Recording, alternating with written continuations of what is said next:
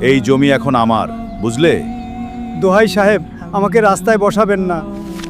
এখন এখান থেকে বিদায় হও। অন্যায়কারী অর্থ এবং বিলাসবহুল জীবন উপভোগ করছে।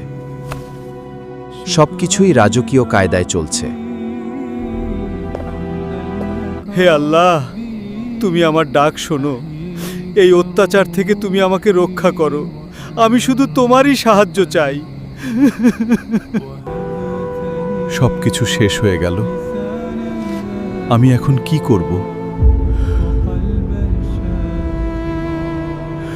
পরকালের এই ভয়ানক লগ্নে মানুষের সব আমলনামা হিসাব করা হচ্ছে।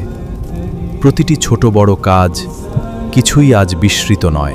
যদিও অনেক দেরি হয়ে গেছে, লোকটি তার ভুল বুঝতে পেরেছে। আমাকে মাফ করে দিন, আমি সত্যি অপরাধী। সৎকর্ম ও খোদাভীরুতায় একে অপরের সাহায্য কর। এটি আল কুরআনের নির্দেশ।